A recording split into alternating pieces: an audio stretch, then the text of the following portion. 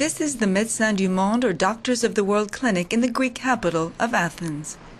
Every morning when the doors open, there's a queue outside of patients. Patients eager to see Dr. Aspasia Mihalakis, who's been working here for over a year. She's no stranger to humanitarian missions. Before coming back to Greece, Aspasia worked in Africa and in Haiti. She says that while each crisis is different, there are similarities. The common thread: no work, no money, a lack of basic needs, and especially despair. A despair she sees growing in her own country. We have a great increase of not only foreigners, immigrants, but a lot of Greek people that come here because they either don't have insurance anymore, so they need the medical attention and tests, or they have insurance but they don't have money to buy their medicine, so we give them the free medicine. And we see them coming more and more all the time. One Greek who has been coming more and more is this man, Vasilis Zorbas.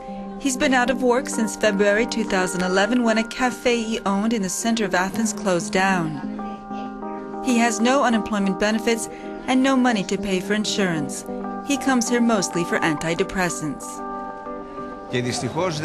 Unfortunately, there isn't any public body which helps us and registers us as unemployed and gives us any kind of minimum benefits like they do for employees from the private sector. This is because we're considered self-employed and we have no social protection. This is the situation we are at today. Plus, they ask us to pay new taxes every day, fill out and pay tax returns even if we don't have any income. And then on top of that, the state asks us to justify our spending. This could only happen in Greece.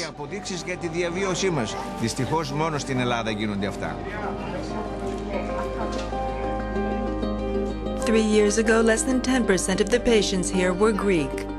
Today, that figure has soared to 50%. Nikitas Kanakis heads the clinic, a charity he says survives thanks to private donations. But he worries that with the austerity cuts, even the clinic's future is uncertain. Most of the people are angry, first of all, and most of the people need a hope. And it's not a very clear message now from European Union and for most of the parties what will be the plan, how we will go in the future.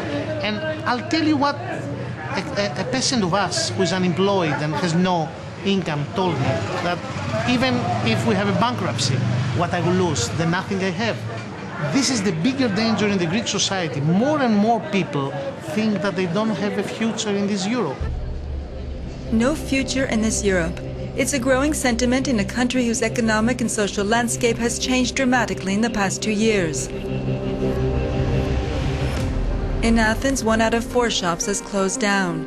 Salary cuts and increased taxes have led to a growing number of homeless and a more than 20% unemployment rate. Today, it's estimated that 1 in 3 Greeks lives below the poverty level. Suicide is on the rise. And for a growing number of Greece's 11 million people, enough is enough. A sense of frustration that austerity cuts introduced to qualify for the EU-IMF bailout money has done little more than slowly strangle Greece's economy and its people. And last month, election results highlighted this frustration by placing this man, Alexis Tsipras, and his political party Syriza in second place. Criticized by some for being too left-wing and radical, he's also been praised by others for being anti-austerity and especially anti-bailout. Voters also sent a clear message to the 2 mainstream parties which support the EU-IMF bailout. They saw their numbers drop drastically at the polls. Unable to form a government with Syriza, new elections will be held on the 17th of June. Sofia Sakorafa used to belong to the Socialist PASOK party. She joined Syriza because she's against the current conditions of the EU-IMF bailout plan. She claims Syriza is not radical, they just want fair play. It's true that the Greek state needs to be reformed, but what we're saying is that it's criminal to ask people to do in one night what really takes a decade to do. You can't ask a state to reduce its public sector workers by 150,000 people just by literally throwing them out into the street. And at the same time, thousands of businesses are closing, a figure which should reach 600,000 in a space of 2 years. This means unemployment. And how will people get out of this dark tunnel they are forced into? We'll never get out. Is that what they want? Throughout Europe, there's a growing feeling that both Athens and the Troika don't know what they want or what will happen. Greece owes 350 billion euros. It needs the EU-IMF loan to avoid bankruptcy, but some argue Athens will never be able to pay back its debt, and a default is just a question of time. A default that would bring back its currency, the Drachma. And last week, the Greek National Bank warned the Drachma would lead to a nightmare of runaway inflation, huge unemployment, devaluation, and chaos. Theodore Katsanavas disagrees. He's among a growing number of economists who argues the Drachma will help and not hurt Greece. He claims with the Drachma, Greece could devaluate its currency, making its products cheaper, more competitive. Jobs would be created, and especially Greece could pay back its debts. All problems that will arise, and we know we have inflation, some commodities will be rare or be lost, okay, we know that. But we'll survive. People can survive through difficult periods if they have the feeling that in the end of this difficult, very difficult period, there's a hope. Argentina had the same problem. Mexico also. They were linked to American dollar, the same thing. And they had huge problems. And Kirchner, as you know, stopped this linkage with the dollar. And after that, after a period of 2 or 3 years, Argentina now recovers and rises its economy at a level of 15% a year, 15 or 20%, more than 15%, and they pay their debts. While there may be growing support for the Argentinian solution in Greece, all recent opinion polls show the majority of Greeks want to keep the euro. This is the Klimaka Soup Kitchen in Athens. Leo Ioannidis is an icon painter. He saw his business slowly collapse until last September he found himself out on the streets. Today he works and lives here.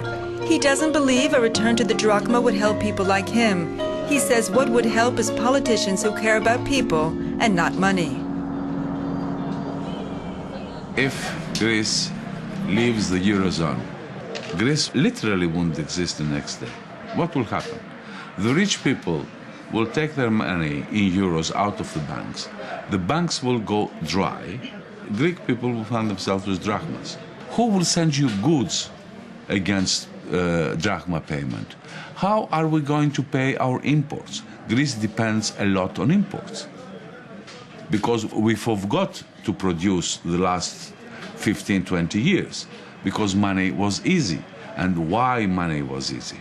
Because the politicians, every time they had a setback, they borrowed easily money.